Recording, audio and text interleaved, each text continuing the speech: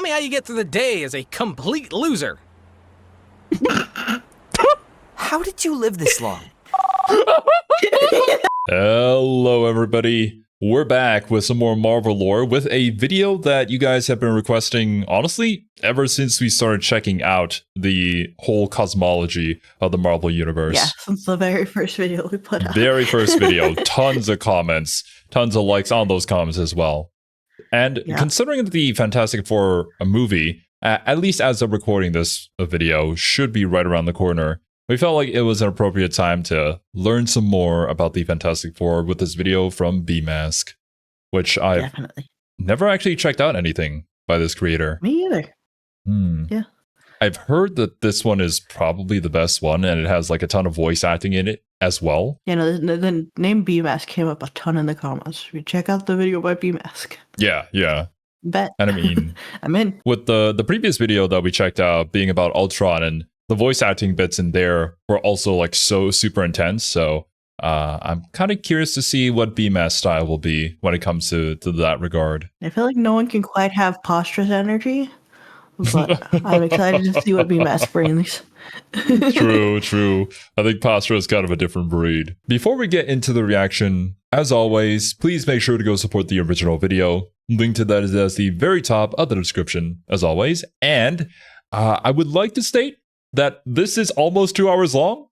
We probably don't have that much time to record this all in one sitting, so we will likely split this up into potentially 2 to 3 parts. We'll see how many parts I need to go, depending on how much we talk. That's how much we talk. Yeah, look out for those parts. Fantastic Four is one of those where I never read a lot of Fantastic Four comics, but they're so like everywhere in Marvel comics that a lot of the comics that I read overlapped and had crossover with them a ton. So I've read Fantastic Four, just never actually Fantastic Four. I was surprised to learn how central they were to Marvel as a whole. And I never knew that they were like the poster child of Marvel, essentially. In pre-MCU times, they were definitely one of the biggest, if not the biggest. Yeah. It's kind of unfortunate that my impression of the Fantastic Four was from the first Fantastic Four movie that they made, which could use some work. So one of those unfortunate cases that, because they were, the biggest names in Marvel at the time, when Marvel was struggling financially, obviously, it was their big names that got sold off to other companies for those rights. So Fantastic Four, Spider-Man, and X-Men. Unfortunate. But hey, Doctor Doom is coming. We'll have to see how that goes. He is. And that's my biggest fear. You should be afraid of Doctor Doom and the quality of his movie. Conditions are right tonight. Let's go.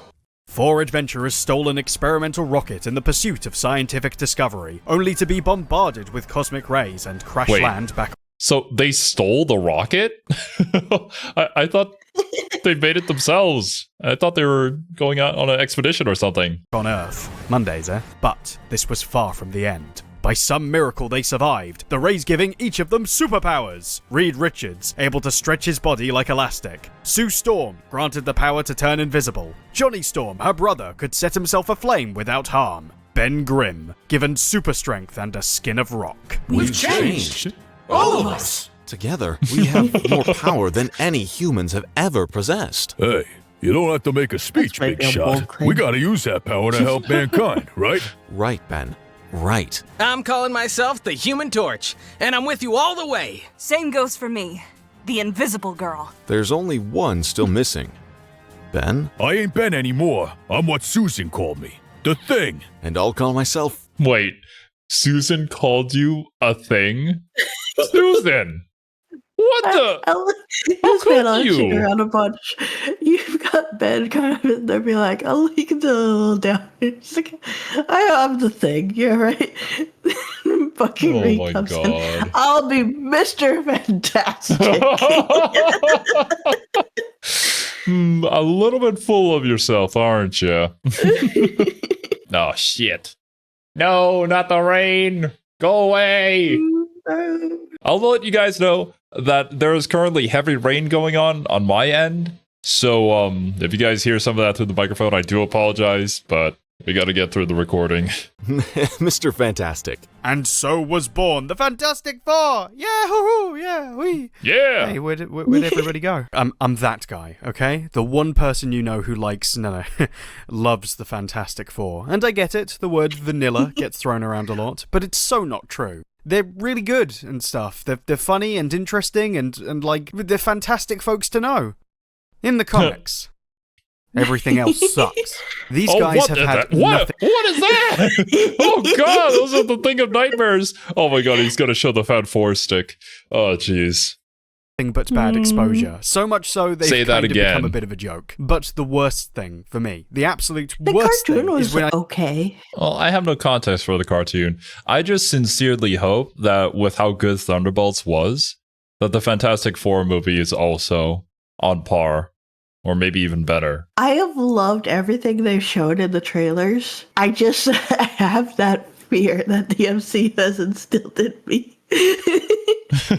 So I am so hesitant to be excited for this movie. The MCU is like the big bad villain that instilled fear within all of the heroes that are trying to defeat it. It is so unfortunate. Thunderbolts was super good, but it's not the same director for the F4 movie. So I'm like, ooh, I can't let Thunderbolts get me that excited. Though the director is going to be doing the X-Men movie, which is exciting. The Thunderbolts director. Ooh. Ooh. Oh, you could do so much with the X-Men, though. Yeah, that's what I'm like. Of all the people to give X-Men for what he did with Thunderbolts, 100% down. Yeah. I hope they try out the horror concept again, too, at some point down the line. Mm-hmm.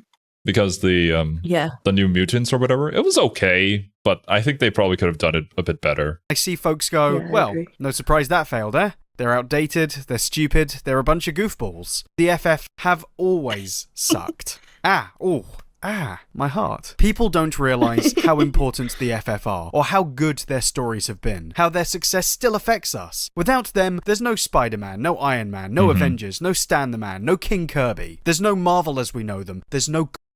It's like how a lot of people don't know who Blade is, and it hurts me personally, because like they may be fans of the MCU, and I'm like, the MCU exists because of Blade. Because the Blade movie actually kind of worked out. Well, we don't talk about the sequels, though. But the first one was pretty good. Blade and Ghost Rider both in that category, yeah. Oh, yeah, the Ghost Rider movie as well. They were interesting characters to start off with, though, not gonna lie. Mm-hmm. I feel like they were definitely riding on a high of like kind of that supernatural era back then that I personally quite enjoyed. I would love to see some of those characters coming back. That was kind of the trend back then. And I mean, I enjoy Supernatural a lot, so I certainly didn't mind. Yeah. So, think on that while you put on your spider jammies after having used your Hulk bath scrub. Is that real? Yeah, of course. I think it's time we reminded ourselves who the Fantastic Four really are, and how they changed comics forever. This is a journey unlike any other, into the life and times of Marvel's first family, their world, their friends, their adventures, straight from the pages of comics history. Face front, true believers. We're gonna you're gonna see a lot of mad stuff, I guess. I don't know, I'm a bit too excited, I'm sorry. Can't help it. I love it. Right, okay. Those are my favorite kind of videos. When you can tell that the person making it just loves it that much. They just want to talk about it. The Ultron info dump was peak. This one is shaping up to also be very, very good. Yes, it's been 2 years trying to make this, so I gotta really think. It's a lot to cover, but don't worry. I hope we show some of the weird body horror that Reed gets into in the comics. Hello. By the 1950s... What was that? What is going on? Well, I just wanted to learn about the Fantastic Four. Timely comics were done with superheroes. World War II had been big for the genre, with people eager to read about patriotic supermen heading into battle, like Captain America, Miss America, the Destroyer, and hey, hello you. When the war eventually ended, people lost interest, and as Timely rebranded itself to Atlas Comics, they tried to find something, anything, that would replace them. Horror comics, monster comics, strange comics. I see. So that was the era where the whole, the supernatural superhero teams started popping up. I think this is probably pre that. Even pre that. This is more like the classic horror movies, like The Invisible Man. I think more in that era, if I'm correct. sci-fi comics, mystery comics, cowboy comics, romance comics, cowboy romance comics. A lot of cowboy romance comics, actually. Their rivals at DC, on the other hand, never stopped making superhero stories, having erstwhile hits. Oh my god. I just had an epiphany. I just realized DC stands for Detective Comics. Mm-hmm. I never knew that. Yeah, that's why whenever someone says DC Comics, it's really funny to me because it's Detective Comics. It's like chai tea. TT. Or ATM machine. Okay, that explains a whole lot because while playing Batman, they have all this lore section about all the characters and which comic book they appeared in. And then it's like Batman appeared in Detective Comics. Yeah. And I'm like, what is this Detective Comics series? Why isn't it the Batman series? No, duh. It's DC. Yeah. Their stride with a new team of heroes, the Justice League. Erstwhile. Sorry, too many cowboy romance comics. Legend goes that Atlas's boss Martin Goodman saw what a success this was, and wanted a piece of the action, turning to his current writer and editor at the time, Stan Lee, to make their own superhero. Whoa, wait a minute. So Justice League came out first, and then they saw how successful that was, and would decide to make their own team. That's interesting. Yeah. Because so DC is always kind of led in ideas. Mm-hmm. So this is why when you look at two characters and often go, well, they just copied each other, right? Yeah. DC's usually the one who came first. And there are exceptions like with Namor, which came first in Marvel. But it's one of those that there's only so many ideas and everyone is going to take inspiration from each other. I just have always preferred how Marvel wrote the characters as opposed to how DC writes their characters. Yeah. So I think that's a very different tone for sure. Preference comes down, yeah. Yeah. Because they write actually very, very different. To be completely fair, though, there is nothing original under the sun. Like, the idea that you have very likely was inspired by two other things mashed together into your own idea. So, yeah, I can see the thought process, and it's probably a good thing to take inspiration from what is currently successful. But I also find it ironic because when it comes to movies, Justice League ended up coming after the Avengers and did not perform as well, which is kind of sad. But hey, that's just how it goes. Back to the writing conversation. Not that the MCU is the shining star of writing, but but I mean, during Avengers was a smash hit, right? That one you can't deny. The early phase movies are actually really quite good. And there are really good movies sprinkled throughout the MCU. There's just some real shit stains mixed in with them. Looking at you, Captain Marvel. Oh no. Hero team. Stan hated this. He'd been feeling restricted by his publisher's demands, writing basic genre fluff, and now here was more of the work he'd been trying to get away from dropped right into his lap. It was almost the last straw. So, I really wanted to quit and try something else. And I remember Joan said to me, you know, Stan, if you want to quit, before you do, why don't you do one book the way you would like to do it? I kind of feel this, actually. Maybe not to this extent, but I definitely feel like a lot of YouTube creators will have these kind of thoughts at some point in their career. Because once you make video content for a certain amount of time, you learn what the algorithm really wants from you. It's like, this is what the publisher wants me to make because it's going to sell.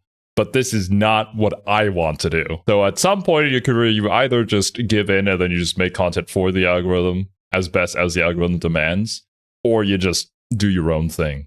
Which at this point, I'm kind of at the do your own thing stage, and it's actually been going pretty well. So good for Stan. This is how you avoided becoming the next Sniper Wolf. Look, guys, I know that the viewer retention might stay a bit better if we don't have these mid-video discussions, but I don't like those kind of reaction videos. I don't watch them. I would rather actually have my input in whatever content is currently being shown and learn something from it, of course. I watch a reaction to see someone react. What a strange concept. Oh boy. The worst that happens is Martin will fire you, and so what? You want to quit anyway. Yeah. With this in mind, Just works he out. approached penciler I love Jack that, Kirby yeah. to help him come up with a new project. Jack was already a successful comics veteran, having co-created the wartime hit Captain America, and had allegedly been developing a similar concept, borrowing ideas from a series he'd already published with DC. The history isn't entirely clear on who did what first, there's a lot of claims to get caught up on, but it's I think certainly there's a lot clear of back that and this forth like that creation, between published in Stan Lee and Jack Kirby, of like, who came up with the idea first? Yeah, they were both doing stuff. I did not know of Jack Kirby until we started learning about the Marvel lore, but I do recall getting a ton of comments about people like slightly dying inside when I asked who that was. I'm sorry, dudes. I don't his know. I'm iconic learning. name. Yeah. He didn't have as much as a public-facing presence as a Stan Lee did, but it's hard to be Stan Lee when it comes to that. Is it kind of like the Steve Jobs situation where he was kind of just the face of the company but wasn't really the mind behind it? I mean, I would say Stan Lee is very much the mind behind Marvel Comics, too. He just did more interactions and things than Jack Kirby did. Not that Jack Kirby didn't do anything either, but Stan Lee did things like he had a TV show at one point where he was trying to find people with real life superpowers, which is hilarious if you haven't seen it. I never knew that was a thing. Went and did a bunch of things and he would talk to people, and obviously he had his clause in the contracts that he had to show up at all the movies, so that also boosts his public image. Yeah. I see. All the cameos and whatnot that you expect from Stan Lee. That was so funny because it was basically contracted in all of the things that he helped create. He had to show up in. So a lot of the early Marvel movies, right, are all the properties that he worked on and were a part of. But some of the later MCU movies, they were things that he didn't make, right? Yeah. But the Stan Lee cameo was so iconic and so popular that he just kind of started showing had up in to. every Marvel media. Yeah, it's expected. Everybody's looking for that Stan Lee cameo. I don't know if you've seen the anime Hero Man, but he helped write that anime and he has a cameo in it too. Hero Man. I've heard of it, but I haven't seen it before. Interesting. I liked it. 1961, under the new company banner of Marvel Comics, was something rather, different. The only way you're strong is between your ears. Sit down, Junior. I don't know how you got our number, but honest, this isn't Sam's Delicatessen. Here thing. This makes you look even more glamorous. I ain't gonna wear this full outfit. I'll warm it up for you, big guy. Ouch! This would make the kookiest hat. Is this family okay? No. This was not the tone I was expecting from the Fantastic Four. Early Marvel comics were much campier. Oh, I see. Really laying into the superhero aspect of things and being over the top with it, I guess. I think Stan Lee is just kind of a campy individual, so it makes sense that this is that he had brewing. He could write really serious topics too, but The only other frame of reference I have for creators of stuff like this, like my favorite cartoon, Courage the Cowardly Dog, the guy who wrote that is literally a cartoon character in real life. So I feel like there is a certain type of way you've got to be to really understand this sort of media, yeah? it was funny. This other weekend when I was gone, I was with my brother at a convention because he wanted to get Tom Kenny's signature. She would know it's the voice of SpongeBob, right? Yeah. And he is so funny in person. Like I said, just a walking cartoon character. I could only imagine. Talk to people. It was so fun. That's It awesome. was miserable because I had to stand in line for 3 hours, but it was funny seeing him. Fans' frustrations were let loose on the mad pages Jack drew up, creating a badly behaved set of characters unlike anyone we'd seen in comics before. For years, superheroes had been about expositing truth, justice, the American way, not the FF. They bickered, they got on each other's nerves, they tripped up, they made stupid wisecracks and didn't listen to reason. It was chaos. People loved it. The biggest sign of success was less the way people reacted, and more the number of them. Fans used to only write in to point out mistakes, and now letters were pouring in from people who responded strongly to these characters. Sounds like comic book fans. Yeah. Even till today. Let's see. Before I started to write this letter, I read the Fantastic Four over 50 times, so then I decided to tell you what I thought of it. It is great, wonderful, fantastic, breathtaking, and stupendous, to say the least. My biggest request is for more of the Human Torch in action. Thank you very much, George Paul. Actually based letter. Yeah. Asking about their lives as if they were real people. Stan realized there was a chance. But that's... Oh my god, that's actually kind of genius. Because of the way they act so differently from all the superhuman superheroes, right? With them being like the best version of what humanity should be or could be. And then you just have these normal ass people who got powers and they're just trying to figure it out and use them as best as possible. And then it just becomes way more relatable. Oh, I mean, I wouldn't really say that the main reason normal, I love Spider-Man so much is that same concept of just kind of, you just gotta do it. He's trying his best, right? And everything is trying to get him down for it. Yeah. I think that is why I've always preferred Marvel writing to DC writing. Because DC definitely plays up that superhero image of, like, I guess the action of being a hero. Yeah. Whereas with Marvel, at least my favorite parts of Marvel, you have much more grounded characters who are more like that, a character, right? You have a person on the ground who you can feel much more tangibly, I think. Yeah. And that's not a jab at DC, because I think there is a market for that, obviously. Yeah. I mean, Batman is super popular for a reason. It's not my preferred storytelling. Yeah. Like, what I'm glad for is the fact that there are different flavors to comic books that people can choose and enjoy, I'm glad regardless. both Marvel and DC exist.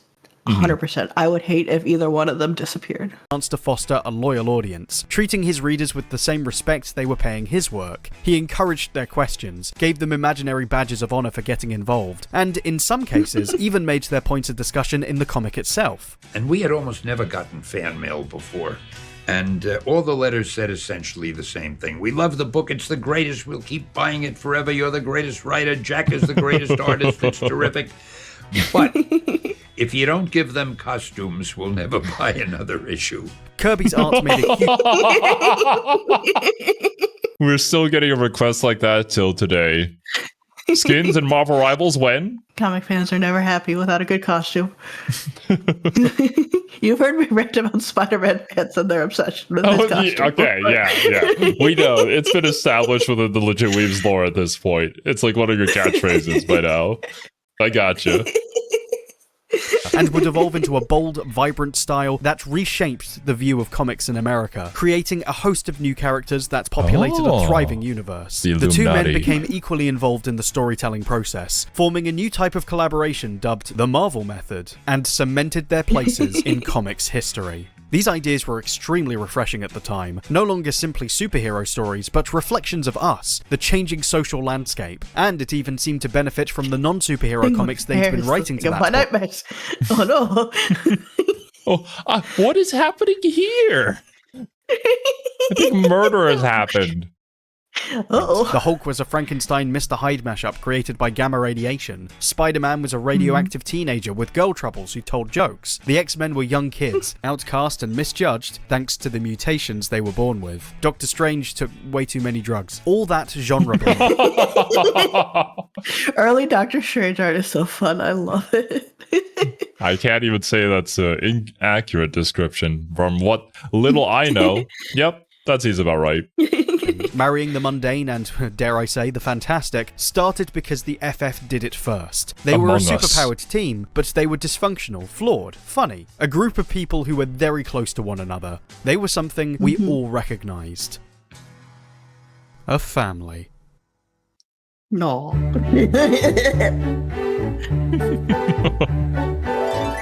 Yeah, okay, I know. Ooh, family. I do the voice because, it sounds kind of bland, right? Well, it's actually important, because it's why they're so interestingly flawed. Connected as friends, by marriage or by blood, these guys have personal history, different to a lot of other superhero teams who are often working together as a courtesy. The four, even before the accident, were connected. Their conversations make deeper cuts, good or bad, and that's useful, because it allows writers to reveal stuff about them that wouldn't come across in casual work-like banter. And we've revealed a lot.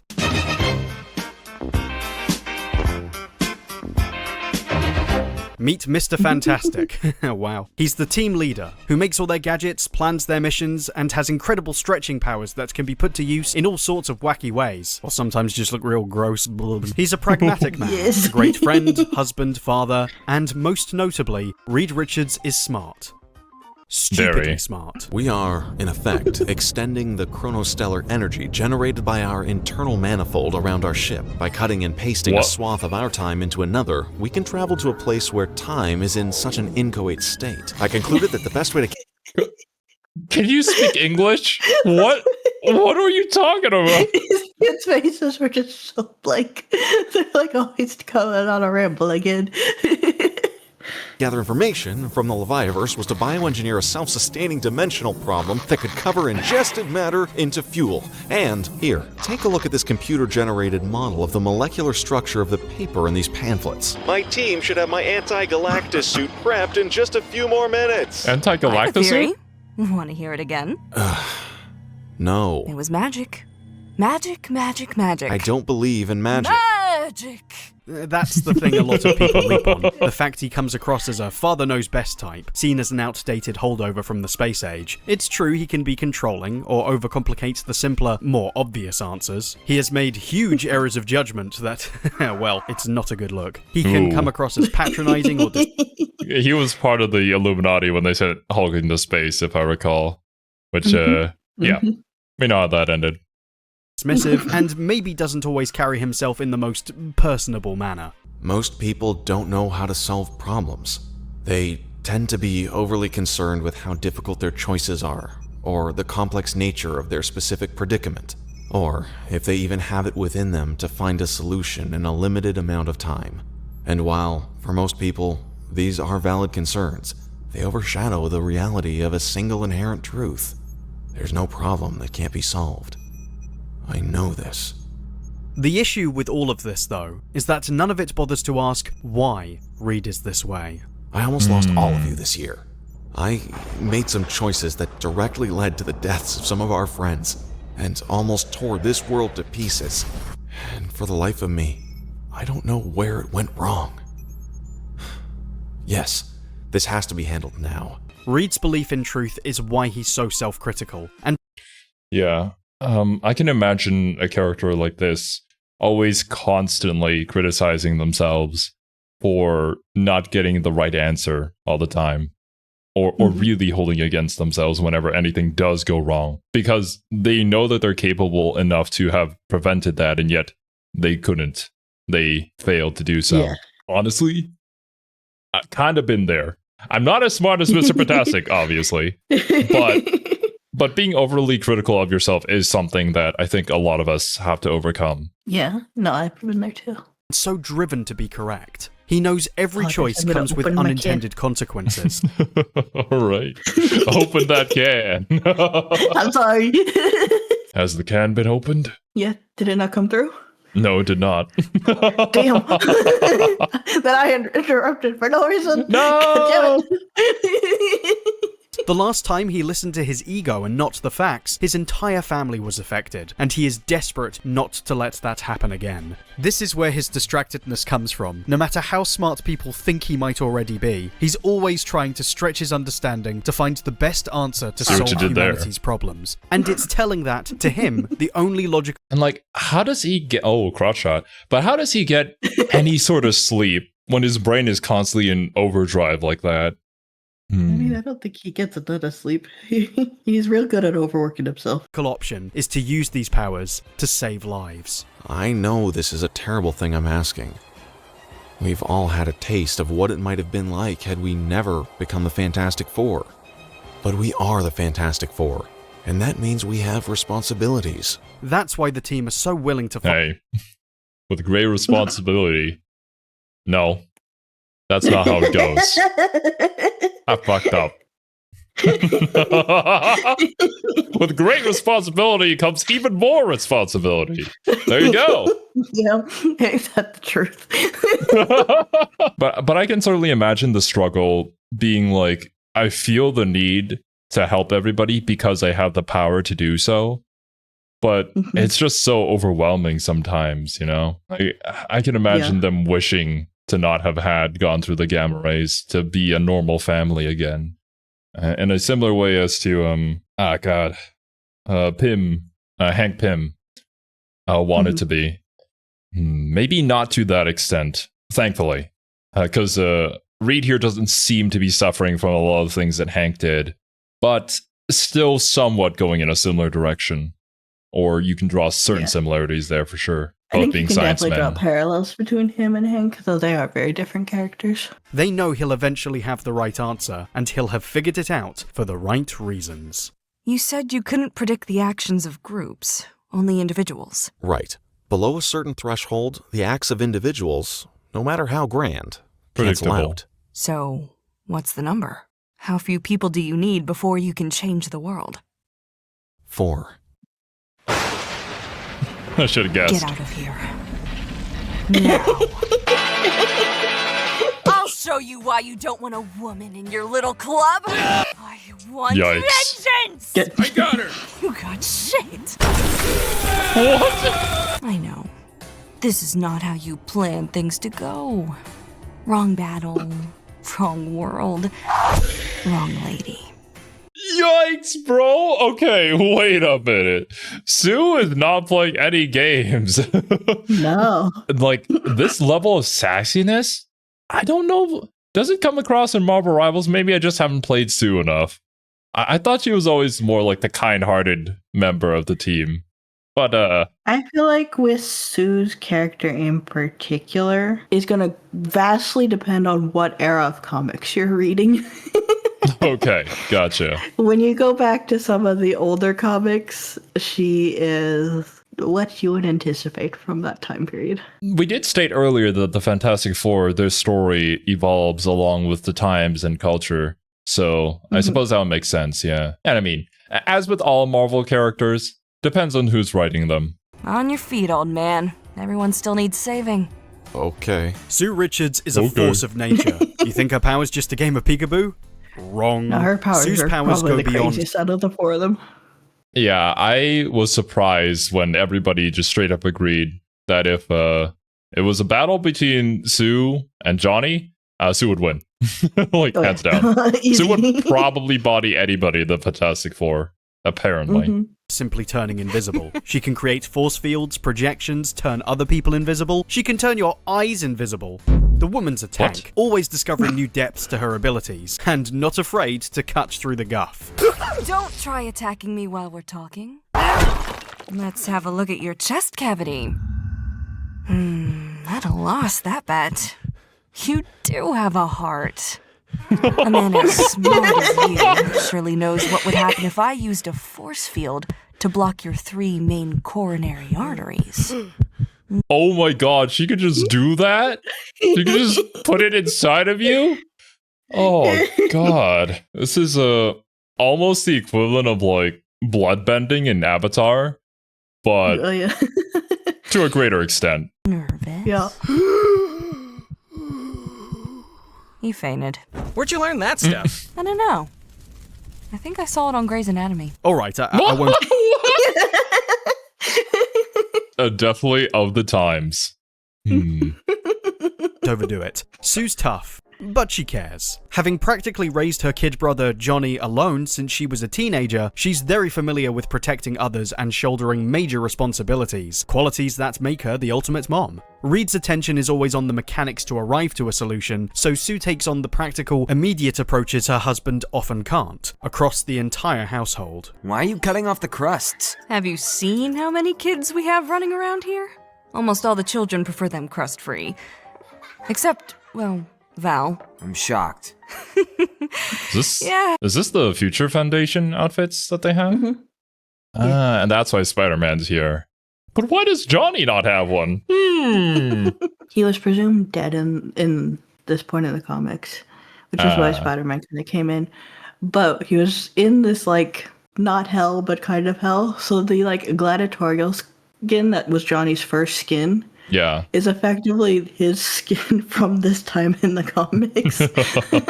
It's technically so a Future Foundation suit. Fantastic Four skins. Yeah. Yeah, okay. That makes sense. says there's no difference between the crust and the insides, and that exclusion is a waste of time. Then Reed always says, not necessarily. Consider the fact that a person is the same 5 minutes before they are dead and 5 minutes after they are dead.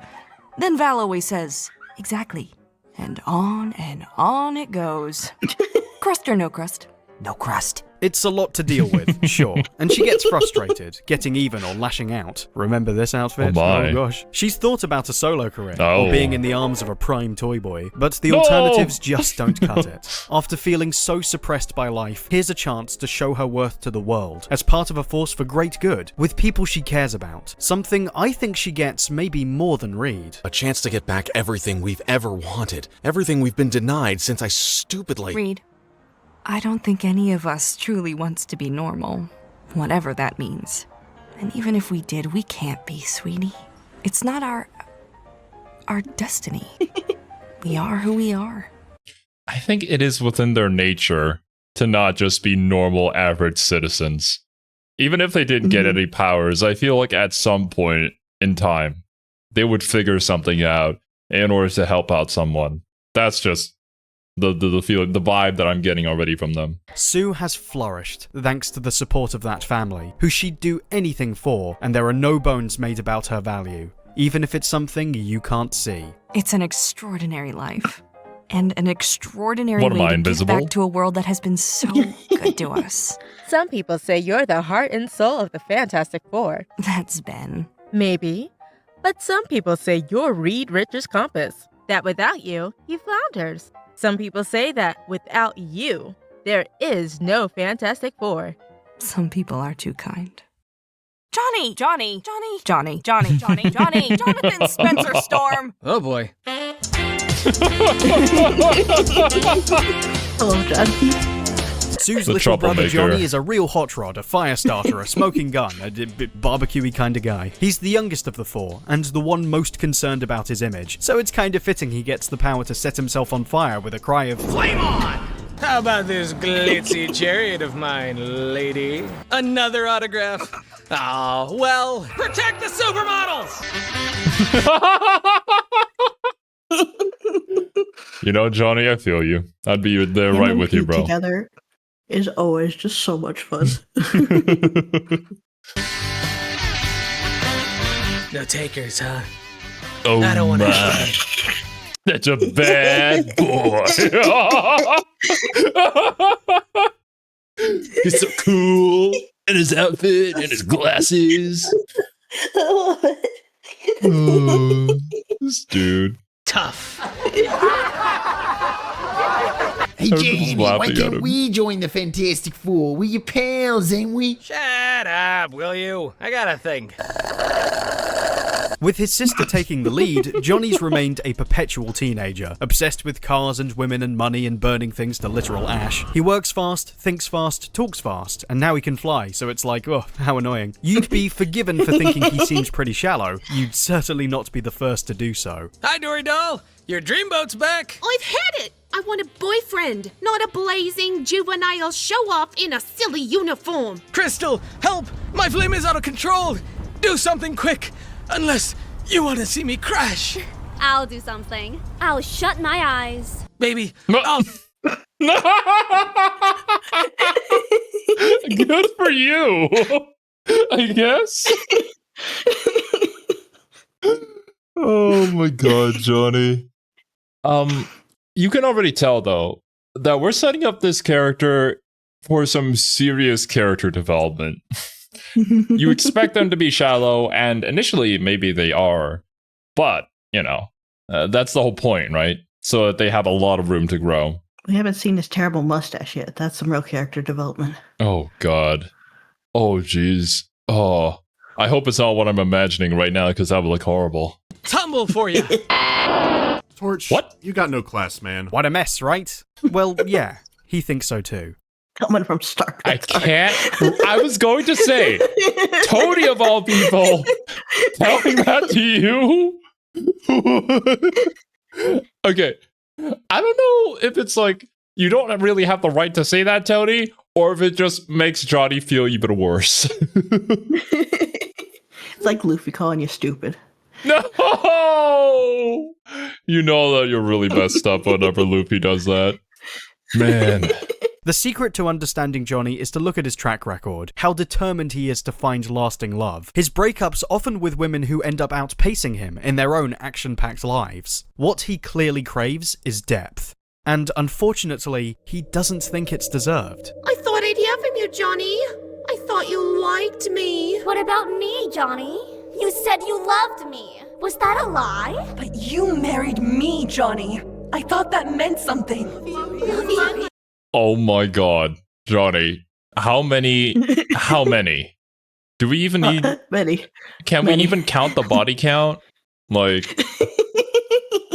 Jeez. Spend my life with you. Spend my life with you. You don't understand. You don't understand what I can do to you! The kid's not stupid. What the frick? Oh, Johnny's got issues, man. It's poor dude. But, you know, the way that he is makes a whole lot of sense considering the way that he grew up, right? Mm-hmm. And just how capable Sue is. She's way too capable, one could say. So Johnny never had to actually mature to take responsibility for, you know, taking care of his sister because she could take care of herself. Yeah. It makes so much sense. The consequences of babying someone too much. Yeah, like if you're too capable of a parent, then like your child doesn't grow as much as they probably should. But then again, if you're also incompetent as a parent, that's not necessarily the greatest thing ever. There's got to be some sort of balance somewhere, but I don't know where it is. Insecure, terrified of not being able to live up to his responsibilities, of failing and hurting innocent people, the constant pressure now represented by a very scary ability. He pretends nothing's wrong, cracking jokes and showing off for the crowds, but he wants to get control of his life, to be better, and he knows he's with— It's the people who crack jokes all the time, and to make it seem like everything's cool and everything's fine, who are secretly just insecure or depressed and trying to look for something tangible within their lives. I feel like it's a coping mechanism. Yeah, it's way too often the scenario here. We've seen way too many examples of that in media and in real life. The best people to change that, to keep the hope burning bright. At first, I was doing it to look after my big sister. Like she needed it. But later I started getting off on helping people. Don't get me wrong, the fame is nice, but mostly it's about doing good. As corny as that sounds. My sister, Ben, and especially Reed. I'd do anything for them. I'd follow them into hell. Hey, I've always believed in you, Johnny. You're gonna do great. You're gonna shine. Sometimes foreshadowing can be blatant. Don't screw up. Thanks.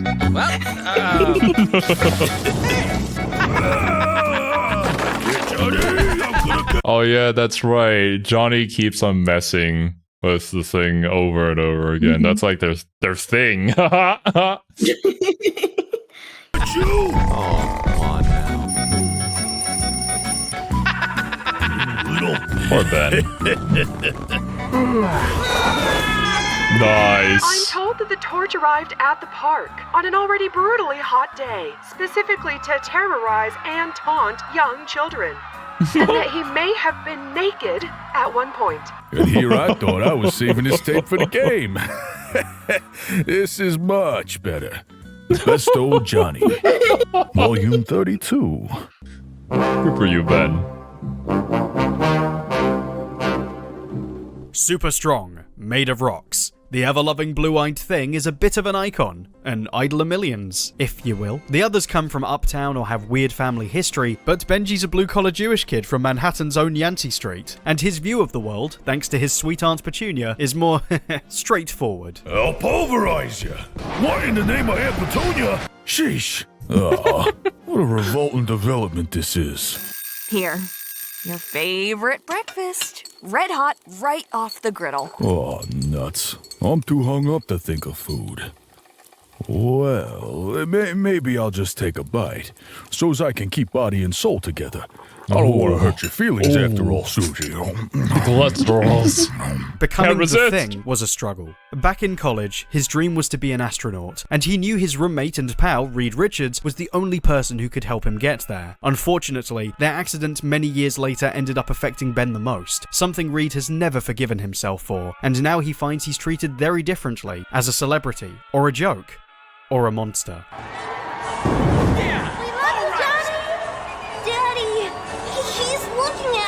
Just don't look at him, son. Oh my god. Ben, no! We love you! Please! Also, A lot of people with the new Fantastic Four movie were like getting like a teeny bit emotional because all the kids love the Thing. We're like, oh, that's just so sweet. I don't know. I mean, he looks kind of cool. He looks like super tough too. Mhm. I don't see why Yeah. people would think, he's a monster. But hey, who knows? Perceptions can be I imagine different. if you just saw a giant rock person walking down the street, you wouldn't necessarily feel affectionate about him immediately, I don't think. I think it's certainly a thing of the times as well. Where like nowadays I'd be like, cool cosplay, dude. Hell yeah. That's true. Maybe back then it was just super, super strange, super weird. And I mean, like even further back then, we had other problems of people who looked different from the native folk. So yeah, I can see where that line of thinking would come from. Okay. He was angry about it for a long time. Understandable. But eventually, the change gave him a new perspective. Yeah, fighting monsters, saving lives, being super strong and durable, there were superficial perks. That's not what mellowed the big guy out. It was rediscovering life beyond Ben Grimm, finding Alicia Masters, who was blind and loved the man behind the rocks, getting a new... I am so glad that Ben actually has his own family outside of the Fantastic Four. That's awesome. I kind of don't know how I feel about her being blind, though. Like, what does that suggest? She could feel the rocks. Okay. At least she knows, right? It's not like, oh, Ben can only find love from somebody who can't look at him because he's horrible to look at, hopefully that's not what they were going for. And I don't think it is. New home and extended family who all respected the hell out of him, visiting worlds light years away from the Bronx. I was an ordinary Joe, a pilot. Loved flying aeroplanes like nothing else. Then overnight I got mitts that couldn't hold a fork, let alone a joystick. Every night I'd go to sleep and pray I'd never wake up. But that was one day. I lived another and another. Safest bet was to stay in my room. But sometimes I found the courage to live like I wanted to live. And those are the days I saw alien planets and goblins and underwater cities. And for all of my crabbing and complaining, I wouldn't trade my life for all of the safety there is. Not if you live a life that's worth the risks. Ben keeps everyone... Oh my god, I'm such a crybaby. I'm already tearing up. And Ben's awesome, man. Yeah, he is. But it's so true. Like, you have the days where you're feeling like you can fly through the sky, and then those days where you just can't get out of your room, can't get off the bed. Yeah. And then you just keep on living. I definitely resonate with that quite a bit. Yeah. A lot Just of people do. Another day, and then another day, and then all of a sudden you're somewhere where you never thought you could ever be. As long as you keep breathing, Hell yeah, dude.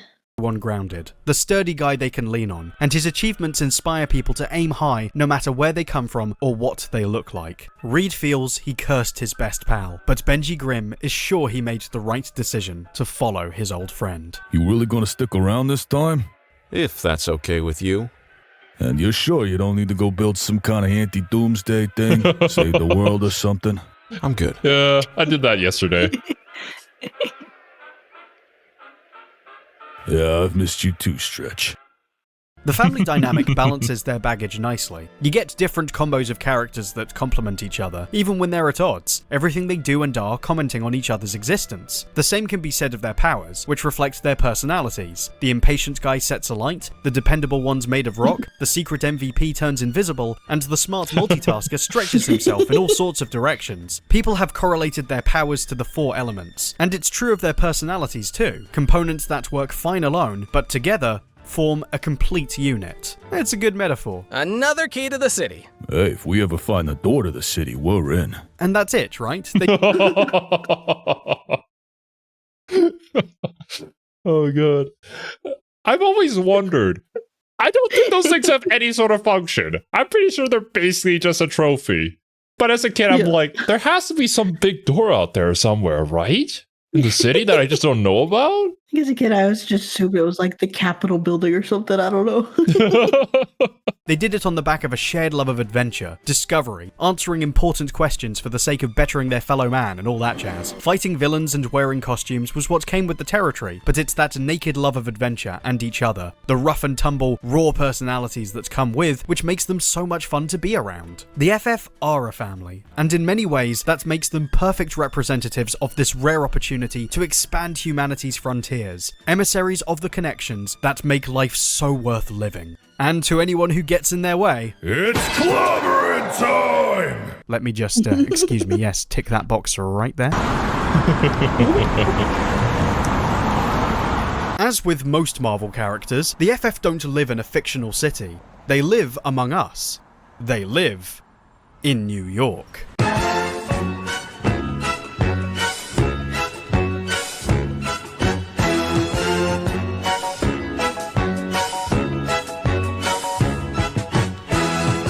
The Four's home is the Baxter Building, right in the heart of Manhattan, and having superpowers hasn't stopped them from experiencing all the stress of city life. They got caught in traffic, their neighbors complained, they went bankrupt and had to take on new jobs. There was always some kind of red tape to deal with. Even had to hire an official mailman to deliver the mountain of letters they were getting. I'm starving.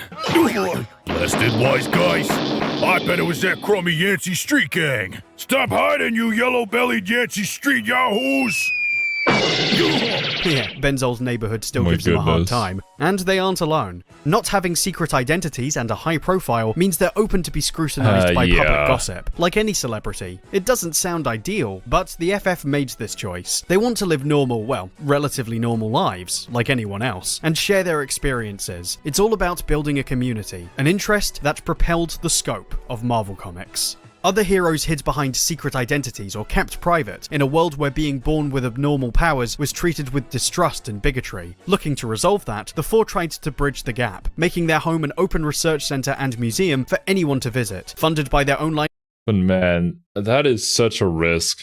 And you know for a fact that the Baxter Building probably gets attacked over and over and over again in several different comic issues. But that's just the risk that you run by trying to be that forefront, to bridge the gap between the regular civilian and the superhero, to show them that, you know, we're not all that different. Props to them. But I'm also really glad that with all the shit that Spider-Man has to deal with, he's trying to keep his secret identity. I can't imagine, like, adding this on top of that. Their own line of merchandise, including comics. How about that? Superheroes and civilians alike come and go freely from the plaza, and the Four can be seen hobnobbing with the great and good, whether it's swapping notes on radical scientific discoveries or enjoying a night out on the town. You want a real party though, you go to Benji. Line them up, boys, all chips on red. The guy has a natural rapport with the other heroes, and it's led to him joining a bunch of different teams. It makes sense. Wait, the Guardians of the Galaxy? Hell yeah! Gets around. Rocket looks evil in this picture. He looks demonic. So beady. Yeah. Ones he can make time for when he's not wrestling with his rival, the Hulk. So, what can you bench? Hulk smash bench. Kinda got a theme there, huh? Perhaps then... Of course, the two strongmen would compare how much they can lift. What's your 1RM, bro? The gym bros. The most lasting relationship has been with another friendly neighborhood local. Spidey met them at the start of his own superhero career, and in typical Parker fashion, completely misunderstood what they were about. I tried to join the team once, back when I was a kid. I broke into the Baxter Building and took them all on. Really showing them my stuff, you know? When they finally caught my me, God. I asked them how much they paid their members. I know it. That cook's got rocks in his head. Afraid you made a mistake, Spider-Man. We're a non-profit organization. We pay no salaries or bonuses. Any profit we make goes into scientific research. You came to the wrong place, pal. This isn't General Motors. I was so embarrassed. Peter did eventually earn Peter, no. I love Pete so much. With how He's smart such a this kid goober. is, he's so dumb sometimes. Like, I'm sure they probably have this plastered everywhere or like on a brochure or something that he probably could have very easily gotten his hands on, but nah, I'm gonna go in. their trust and became one of their closest friends, even leading his own FF, which, well, that's a whole other story. It's Oh mostly my. Johnny he hangs out with, both being around the same age, and they have a friendship that blends like oil and water. How do you do it? Do what? Don't mock. I'm new to this. You've had years of experience at it. What are you talking about? Come on, the public has hated you for years. Tell me how you get through the day. Come on, dude. Everybody's hated you. Like, how do you deal with that? What? Dang it, Johnny. Leave it to Johnny to just be like a total dick about it, and yet still be incredibly funny.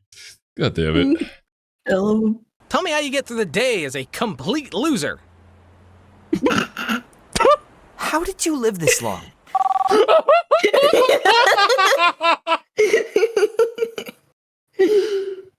Oh, man. I never knew, before I started learning about the Marvel lore, I never knew that Johnny and Spider-Man knew each other and were Yeah, they're like best friends. rivals, kind of. I need to see more of their interactions. I think they're just It's gonna be always great. hilarious. Yeah. I love them together. Yes. Pete, I can barely hear you. Are you there? Yes. Good. What's taking you so long? Hurry up. Oh, did you remember to get the chips? Thanks. To-do list. Kill Johnny Storm. Dispose of body. Collect insurance. See you around, Spidey. See you, Ben. See you, Mr. Fantastic. See you, Sue. Get bent, Johnny. The FF's quest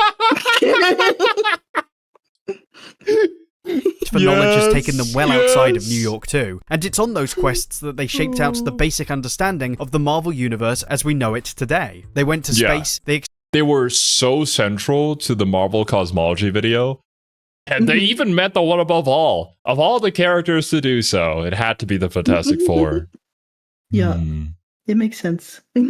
Yep. explored hidden cities, they went back in time, Ben is legit Blackbeard, this is canon, yo, and they even What? travelled across dimensions. Each time they did, they made an effort to build rather than destroy, and in doing that, they essentially built their family out too. Sweet Christmas, you wouldn't believe some of the stuff we went through.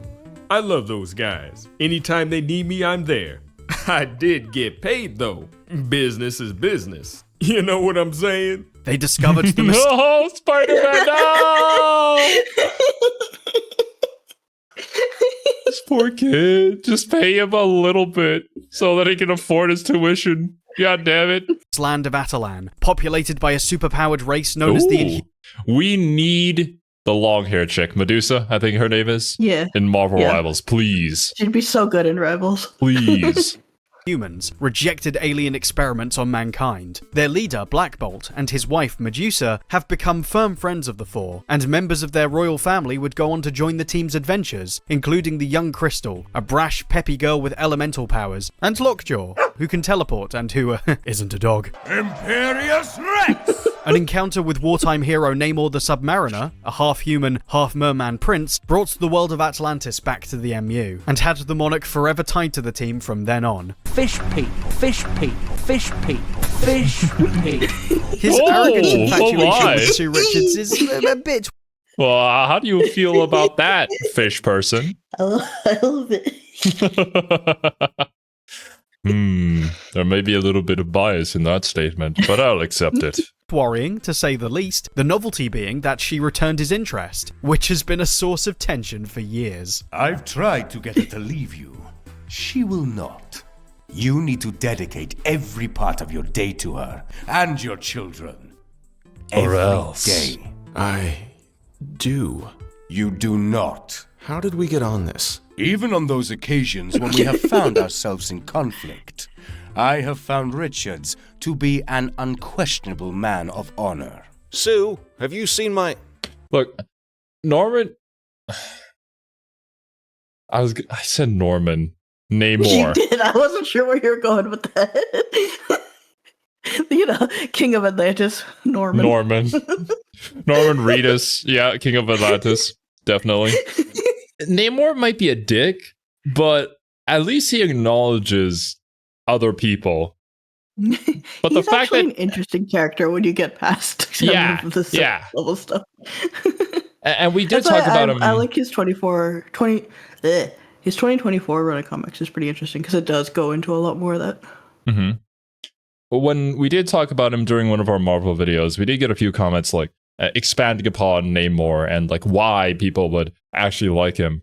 And it does sound kind of interesting because on the surface, he's a complete asshole, but he does have those redeeming qualities of where he's like, bro, maybe don't send Hulk into space. That sounds like a really bad idea. I think you guys are going to regret that. And he was right. When you look at Namor's kind of, I guess, origin, upbringing, whatever you want to call it, you can see how a lot of his personality came to be what it is, too. That he had to become this way in order to survive or to rule his people, I would assume. Well, he was basically a freak both on land and in the sea.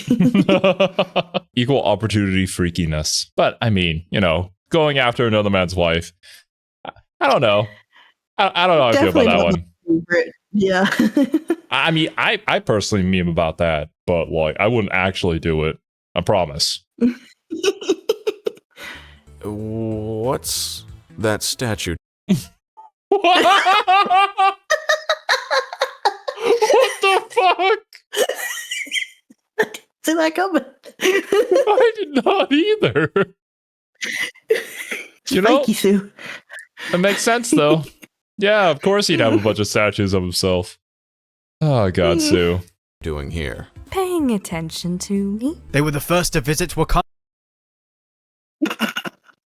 Oh, I died a little bit inside. I'm not even Reed. Whoa. Good deal. And there's just that like perfect rift in the relationship, considering the type of person that Sue is, being so incredibly capable and independent. And then you have Reed, who's always constantly thinking of ways to make sure that disaster doesn't happen, and advancing relationships with foreign worlds and universes and creating gadgets to save the world. It's just like, where is the time for them to just hang out together and be a couple, right? I mean, not to spoil the Maker video in the future, but a lot of that is how the Maker came to be. Oh, shit. Considering the situation and what little I know of the Maker, I suppose that does make a lot of sense, because ultimately there's a rift there, and if anything happens, that scale's gonna tip. It's gonna crack wide open, and things are gonna hit the fan. So, yeah. Makes sense. Even though I don't want it to. I wish that wasn't the case, but that's kind of just how it is with these two kinds of people. I always feel bad saying it, but because Reed is such an interesting character, even as he is in this. But Maker is such an awesome villain that I actually would say I like Maker more than standard Reed, just because he is such an amazing villain. And I hate saying that, but like... I think understandable. The villain effect just adds aura to people, you know? If they're a well-written villain, they have just interesting motivations to them.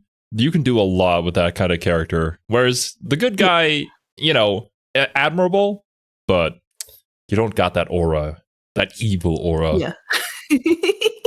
That sheer unhinged terror. Yeah.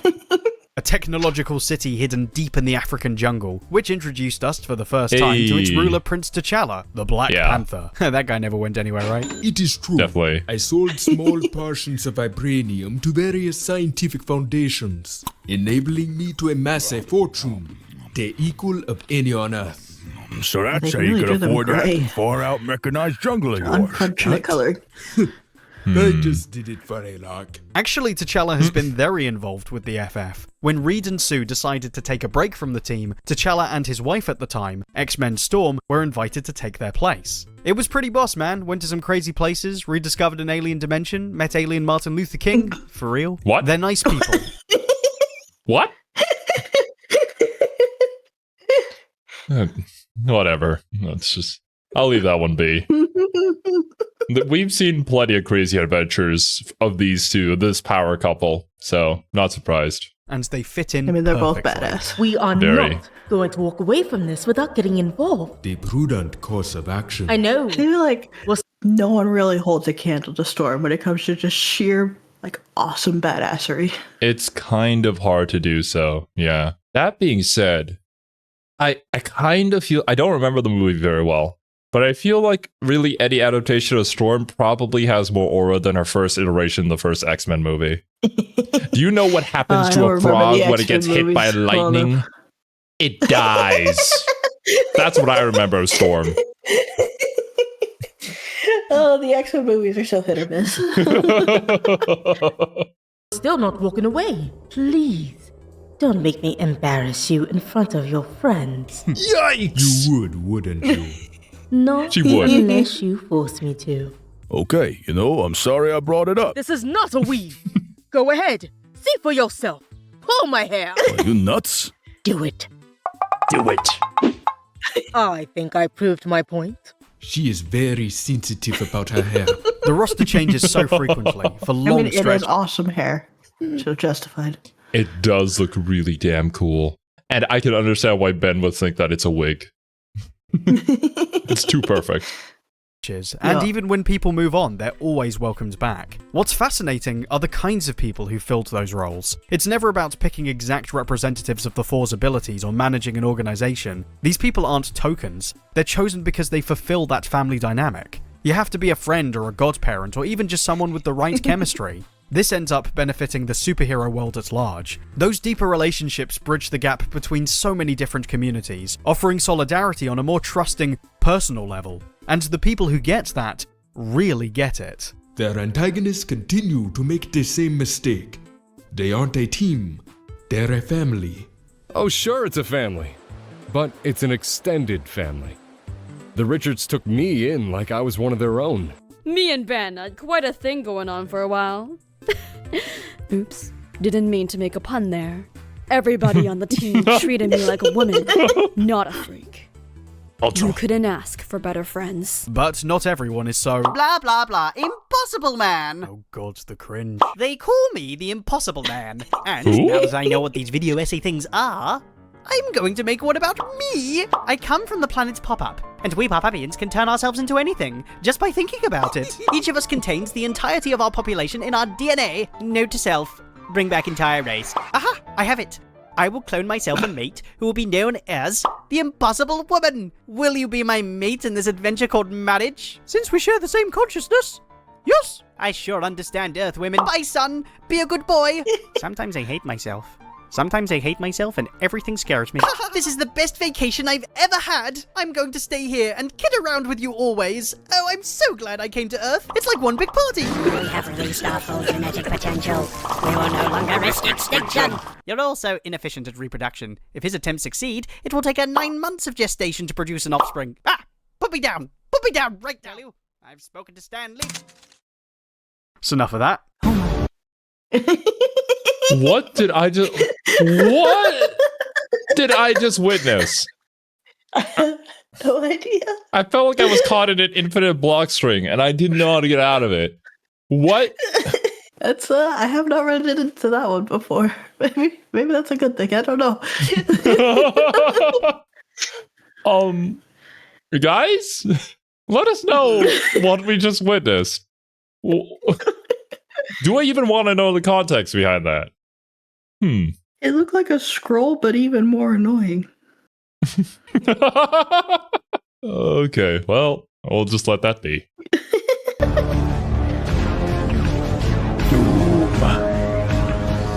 Not everyone is so nice. The four find Aw. themselves at odds with a bunch of madmen and monsters, each itching to turn the world to their point of view. Alicia's evil stepfather, the sinister puppet master, or the mad thinker, an insane overthinking scientist, Master Alchemist You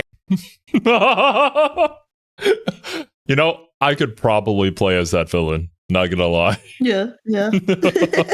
I've got the overthinking down. Hell yeah. Some are poor wretches like the Molecule Man, who didn't want the powers they were given, while others like Ulysses Claw are pretty stoked about being a bad guy. South African, or might check me, or made a pure sound, yeah? Sorry, not sorry. Their first adversary was the Mole Man, a wretched professor rejected by society. Wait, the Mole Man? Was there a reference to this guy specifically in The Incredibles at the end of the first movie? It's not like The Incredibles didn't take heavy inspiration from the Fantastic Four. No! A family of superheroes? Impossible! The workaholic dad. But yeah, like, that being said, I mean, I didn't realize that was like the first villain that they ever faced off against. Like, it was apparently such an obvious reference, but at the time I didn't even know of the Fantastic Four, so... Oh, man. Just base references throughout the entire movie, I suppose. Who rules over monsters living underground, an example of what the team could have become with a different attitude. There are those who are jealous of the four, and it's led to a lot of pretenders over the years desperate to recreate their success. Russian scientist Ivan Kragov, now the Red Ghost, tried to imitate their origin with a bunch of chimps. And it worked. What? I'll give him that. Same happened to the UFOs. Well, they're actually Hulk baddies, but they count. I don't give a fig. None are more desperate than Bentley Whitman, the Wizard. A villain initially jealous of Johnny Storm's popularity, but who believes himself to be as smart as Reed. He went ahead and formed the Frightful Four. In the new Spider-Man TV show, he hasn't been like a villain yet, but like his character and name. Oh, cool. And Medusa's here, oh my. A tribute band with a revolving door policy on members. Mainstays include Spider-Man villain Sandman, or his rival, Hydro Man, the powerhouse Thunderer, or her even more vicious replacement, Whoa. Titania. Stop giggling. Medusa was a founding member, but went back to being... I'm not giggling. I'm stunned. I'm gonna have to do some research after this video. Queen, because hanging out in Wizard's living room Well, was no definitely... one really holds a candle to Spider-Man's Rogues Gallery, but Fantastic Four has some incredible ones, yeah. A bit of a downgrade. Definitely. Of all the goons, one has stayed... How they've been around for a while. the most consistent. A lowlife called Peter Petruski. Wait a minute, wasn't this the guy? And his Is this the blue guy? gun. Yes, it is. The whole, like, files within Marvel Rivals where people are like, this guy, this minor villain, is gonna show up in the game. I don't think so, but I mean... Rivals Tab's team have said they wanted to put lesser known characters into the game. And you know what? Given how many characters they're pushing out with one a month, I would not be surprised if he shows Eventually. up at some point. Yeah. Imagine April Fools. Man, his character would be annoying in the game, though. It would. We'll have to see how his kid plays out. If he does exist and will be in the game. You never know.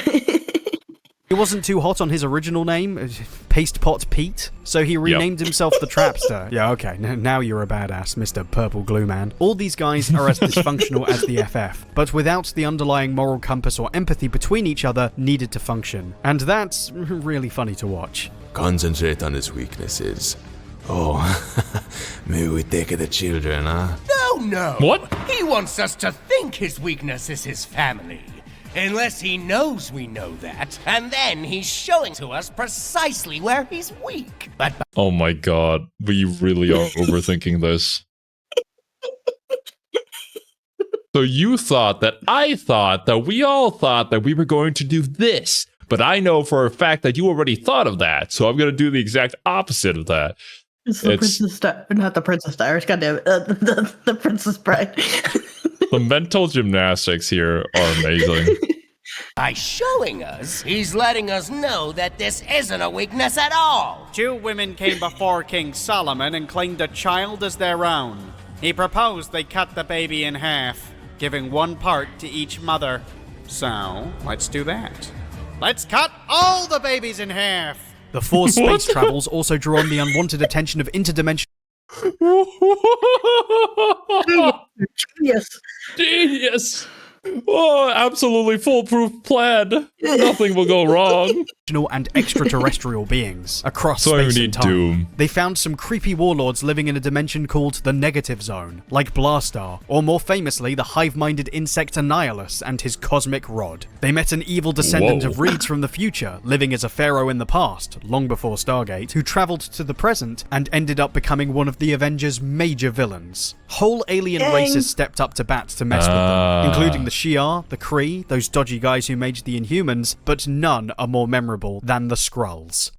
Oh boy. These shape-shifting aliens come with the absolutely wonderful disposition of being constantly pissed off. On an attempt to conquer Earth, they were outsmarted by the FF and became obsessed with their defeat, sending dozens of henchmen out to thwart them from then on, even turning one of their own men, Kalurt, into a Super Skrull, with the abilities of the entire team at his fingertips. Johnny married a Skrull once, a sleeper agent called Leah. Nice. She was pretending to be Alicia, it's a long story, and they turned out to be a cool person and stuff, joined the team, laid an egg. See, the Skrulls are a What? Okay, you know, Skrull are interesting. I kind of respect Johnny, though. He's like, I like women, regardless if they're human or not. I just like women. We're talking about monster fuckers. We're talking. Johnny's a certified monster fucker. 100% he is. Didn't he have his wholesome relationship with his centipede space girlfriend? Yeah, definitely. Yeah. Oh man, Johnny's based. I respect him. bit more sympathetic. Their empire got screwed, and the little gremlins went into constant panic mode, desperately searching for a new home while duking it out with the Kree to be crowned king of the space bumblegoofs on a regular basis. I call them space hillbillies. They've been feuding since before dinosaurs walked the earth, and they'll be feuding long after we're gone. You'd think all those guys would be bad enough, but one day, Earth got itself into really big trouble. The Silver Surfer? You know what that means. My journey is ended. This planet shall sustain me until it has been drained of all elemental life. So speaks Galactus. Look at this. Look at this guy. Nothing's made me happier than seeing comic book Galactus in the trailer. Thank God that he's not just a I blob. hope that this is a sign that Marvel is gonna actually give us comic costumes and like go all in on these like sillier concepts, because the whole big space cloud, not it. Yeah. Not it. You're making these movies for the fans, right? At this point. You gotta. Theoretically. Theoretically speaking, that is the target audience. So you should maybe target it towards them.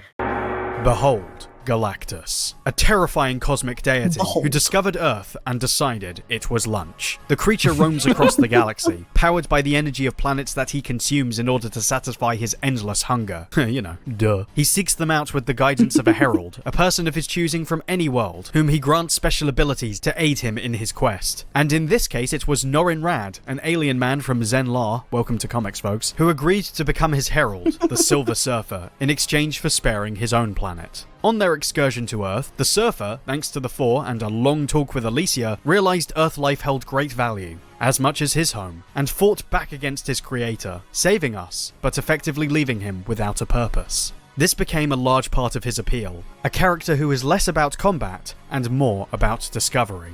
I was born to soar, to ride the currents of space. Though the pathways to the stars are now denied me, my place is still in the skies above. Why were you two fighting? Well, I said that the Kirby Silver Surfer was the only real Silver Surfer, and that the Mobius Silver Surfer was shit. Do you understand? Yes, sir. You have to set an example even in the face of stupidity. Now, everybody that reads comic books knows that Kirby Silver Surfer is the only true Silver Surfer. Now, am I right or wrong? You're right, sir. What movie is this? The FF's encounter... That is very young Denzel Washington, I'm pretty sure. Right? I have no idea, but great scene.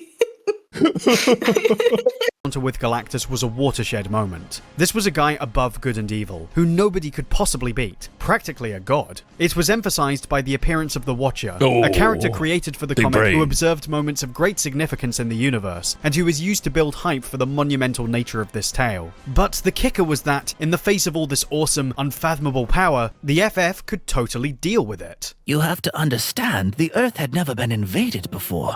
Galactus was like the judgment of God standing in Midtown. But these 4 guys, they took him on and made him say uncle. They saved us all, and they stayed regular people. Always a good morning, Willie. How you doing, Willie? Good people. A real family. I think that's everyone. Terax, Abraxas, the Enclave, Overmind, Nicholas Scratch, Aisha, Texas Twister. We missing anyone important? No. Not at all. Not until next time. Damn! The cliffhanger! No! It's almost an hour and 30 minutes of recording, and we're only 40 minutes into the video. My God. I feel like we knew we were going to talk a lot with this one. We knew we were. This video is so good. I love it so much. It is incredible. Oh, man. And the voice acting is phenomenal. The editing is on point. The jokes are amazing. And the delivery is great, too. I don't have any complaints at all. Yeah, dudes, if you haven't already, definitely make sure to go and support B-Mask. So that they can make more work like this. The Marvel lore definitely needs a lot more like this, because we just need better media out there in the world. And B-Mask is making great stuff. But yeah, dudes, that's going to do it from us today. Thank you guys so much for watching. Hope you enjoyed, and we'll catch you in part 2. Bye-bye.